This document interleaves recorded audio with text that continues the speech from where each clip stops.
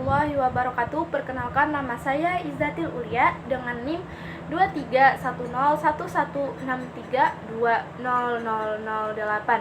Tujuan saya membuat video ini untuk memenuhi ulangan akhir semester mata kuliah Sejarah Sastra yang diampu oleh Ibu Dr. Dwi Wahyu Chandra Dewi, MPD.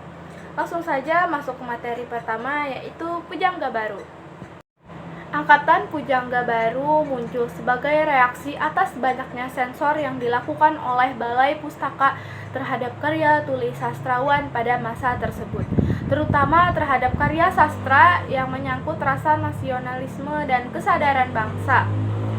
Pada umumnya, Pujangga Baru adalah nama majalah pada tahun 1933 sampai dengan adanya pelanggaran oleh pemerintahan Jepang setelah tentara Jepang berkuasa di Indonesia.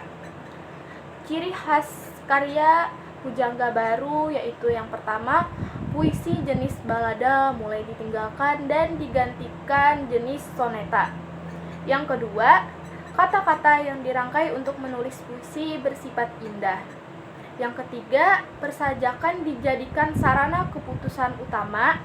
Yang keempat, alur roman, novel, dan cerpen bersifat lurus. Dan yang terakhir, kelima, bergaya romantik. Adapun karya angkatan Pujangga Baru yaitu Sultan Takdir Alis Jahbana dengan karyanya yaitu Tak Putus di Rundung Malang.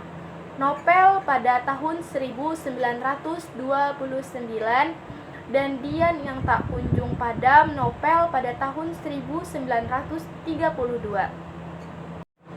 Materi selanjutnya yaitu materi tentang angkatan 1945. Latar belakang angkatan 45. Angkatan 45 adalah sebuah gerakan sastra Indonesia yang muncul pasca kemerdekaan pada tahun 1945. Dalam sejarah modern kesusastraan Indonesia, sebutan angkatan 45 adalah istilah yang merujuk pada suatu pola standar bagi para pengarang yang aktif dalam masa Revolusi Nasional 1945 sampai dengan 1949 dan para penggantinya sesudah revolusi. Bagaimana sejarah munculnya angkatan 45? Nah, latar belakang perubahan politik yang sangat mendadak pada masa pendudukan Jepang yaitu pada tahun 1942 sampai dengan 1945 menjadi awal kelahiran karya sastra angkatan 45. Kehadiran angkatan 45 serta karya sastra angkatan 45 meletakkan pondasi kokoh bagi sastra Indonesia.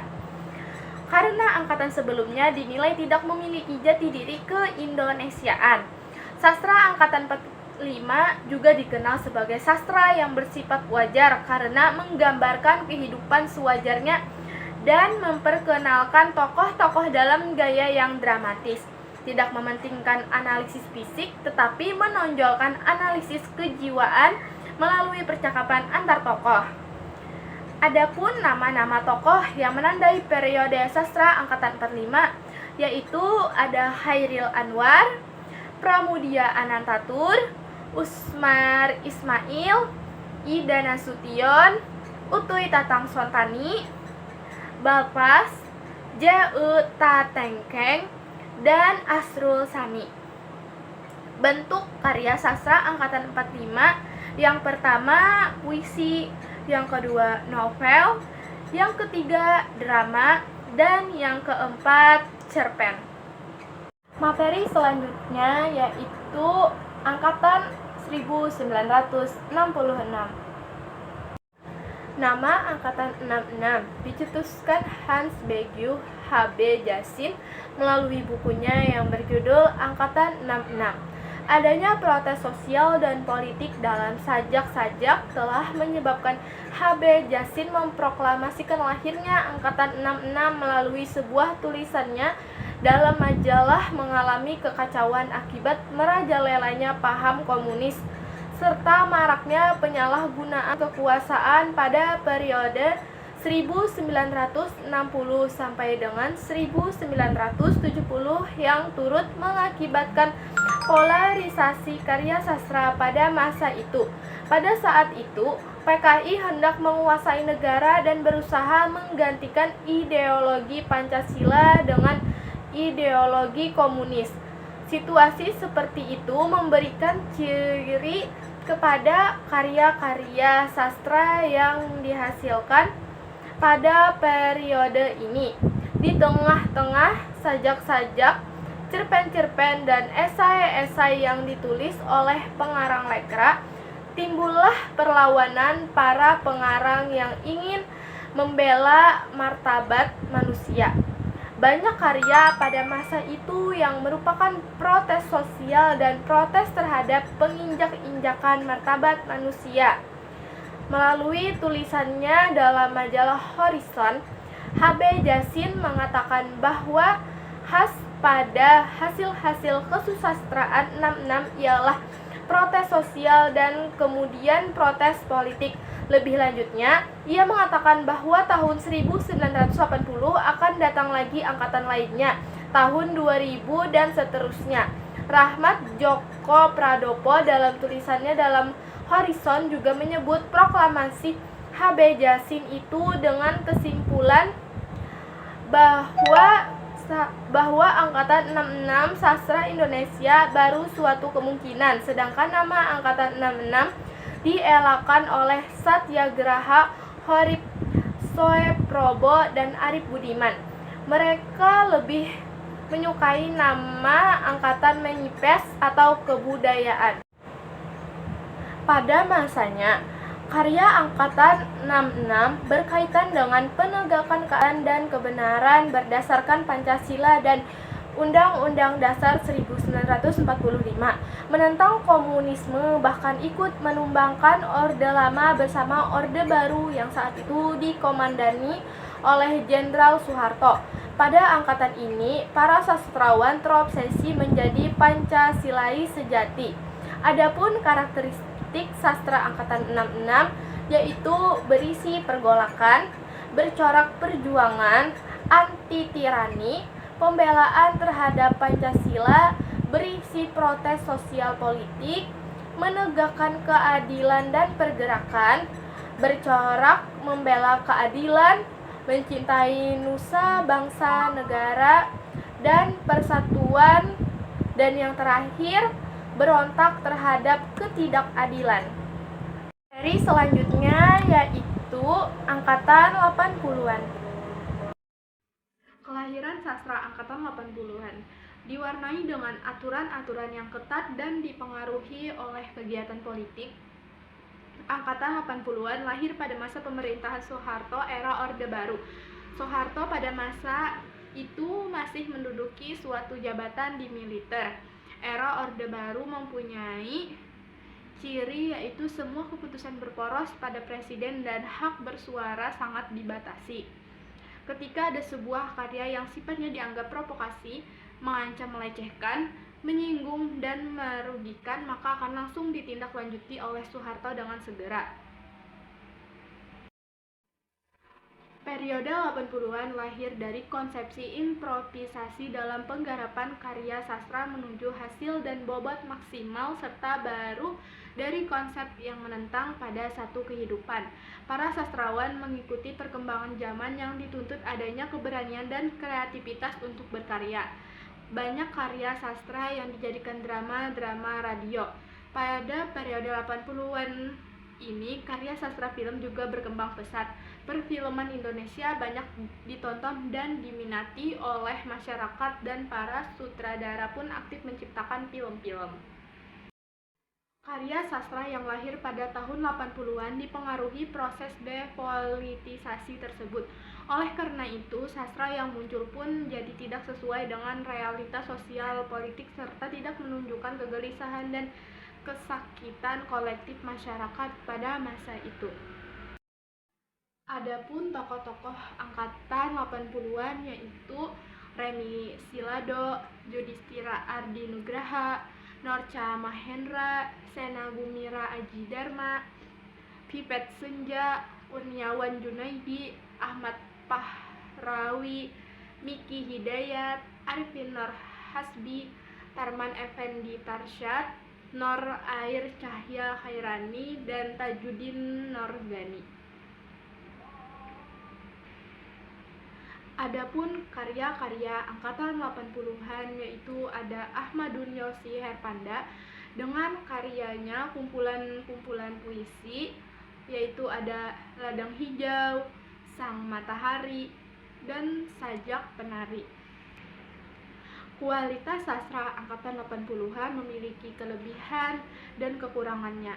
Kelebihannya yaitu yang pertama memiliki wawasan estetik yang luas, yang kedua bertema tentang roman percintaan dan kisah kehidupan, yang ketiga menekankan pada pemikiran dan cara penyampaian dalam karya sastra, yang keempat perkembangan zaman yang dituntut adanya keberanian dan kreativitas untuk berkarya, yang kelima periode 80-an ini karya sastra film juga berkembang pesat dan tumbuh sastra yang beraliran pop. Kekurangannya yaitu yang pertama ada aturan-aturan yang ketat dan dipengaruhi oleh kegiatan politik. Yang kedua, karya sastra yang lahir pada tahun 80-an dipengaruhi proses depolitisasi. Yang ketiga, tidak sesuai dengan realitas sosial politik serta tidak menunjukkan kegelisahan dan kesakitan kolektif masyarakat pada masa itu. Materi selanjutnya yaitu materi tentang angkatan 2000-an. Sejarah lahirnya sastra angkatan 2000. Pada tahun 1998, angkatan reformasi dimulai atau pada masa kepemimpinan pasca Soeharto. Latar belakang angkatan reformasi ini ditandai dengan banyaknya karya sastra yang muncul, seperti novel, cerpen, dan antologi puisi. Banyak penyair yang ikut serta meramaikan sajak-sajak sosial politik pada masa itu. Sastrawan pada angkatan reformasi mempertimbangkan keadaan sosial politik yang terjadi akhir tahun 1990. Setelah adanya wacana tentang lahirnya sastrawan angkatan reformasi, namun tidak berhasil dibenarkan karena tidak memiliki pembicara. Dan pada tahun 2000, Korri Layun Rampan melempar wacana tentang lahirnya sastrawan angkatan 2000. Penyusunan periodisasi sastra Indonesia memunculkan nama angkatan. Salah satu nama angkatannya sastra angkatan 2000 yang disebut juga sastra mutakhir. Adapun peristiwa yang terjadi di masa sastra angkatan 2000-an. Pada awal tahun 2000-an terdapat fenomena menarik dari perkembangan fiksi Indonesia. Salah satunya adalah muncul istilah yang disebut sastrawangi. Munculnya sastrawangi yang kontroversi ini rupanya dipicu oleh terbitnya sebuah karya sastra fiksi berlatar belakang seksual dari tangan segelintir penulis perempuan muda. Selain munculnya sastrawangi, ada pula fenomena lain yang tampaknya mulai muncul di dunia fiksi Indonesia belakangan ini, yaitu munculnya ikon-ikon teknologi informasi terkini seperti internet dan gawai, yang menjadi bagian tak terpisahkan dalam membentuk makna dari sebuah karya sastra. Sastrawan yang terlibat pada masa sastra angkatan 2000-an ini ada Ahmad Puadi, Andrea Hirata, Habibur Rahman El Shirazi, Ayu Utami, Dewi Lestari, Raudal Tanjung Benua, dan Terelie. Karya sastra yang populer pada masa angkatan 2000-an ada Laskar Pelangi karya Andrea Hirata, Ayat-ayat Cinta karya Habibur Rahman El Shirazi, Cinta Itu Luka karya Eka Kurniawan, Serial Supernova karya Dewi Lestari, dan Daun yang Jatuh Tak Pernah Membenci Angin karya Terelie. Materi selanjutnya yaitu peristiwa penting sejarah sastra Indonesia.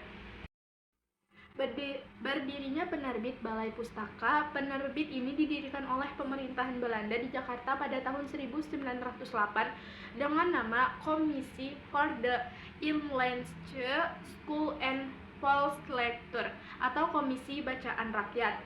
Namanya diganti menjadi Kantor voor de Volkslectuur pada tahun 1917 dan kemudian lebih dikenal dengan nama Balai Pustaka. Balai Pustaka adalah angkatan yang sangat berpengaruh pada perkembangan perpustakaan baru, terutama yang tertulis dengan huruf Latin. Angkatan 45 lahir pada masa peralihan bangsa, yaitu dari masa penjajahan Jepang menuju kemerdekaan. Kelahiran dan konsepsi estetik Angkatan 45 tercermin dalam karya-karya sastra yang dihasilkan pada masa itu, yang merupakan hasil dari perubahan politik yang mendadak pada masa pendudukan Jepang dan masa revolusi di Indonesia. Angkatan ini lahir bersamaan dengan kondisi politik Indonesia yang mengalami kekacauan akibat merajalelanya paham komunis, serta maraknya penyalahgunaan kekuasaan pada periode 1960 sampai dengan 1970 yang mengakibatkan polarisasi karya sastra pada masa itu. Angkatan 66 memiliki cita-cita untuk melakukan pemurnian pelaksanaan Pancasila dan melaksanakan ide-ide yang terkandung di dalamnya.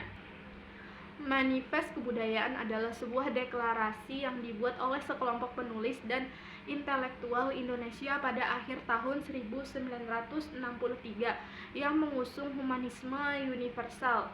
Manifesto Kebudayaan mengutamakan bentuk kesenian yang mengabdi pada kepentingan rakyat. Manifest ini lahir sebagai respon terhadap dominasi dan tekanan dari golongan kiri yang beraliran realisme sosial yang dipraktekkan oleh seniman yang terhimpun dalam Lembaga Kebudayaan Rakyat atau Lekra.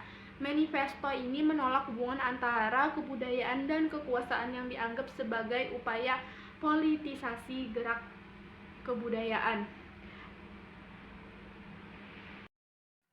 Materi selanjutnya yaitu fenomena sastra koran, sastra perempuan, dan sastra populer.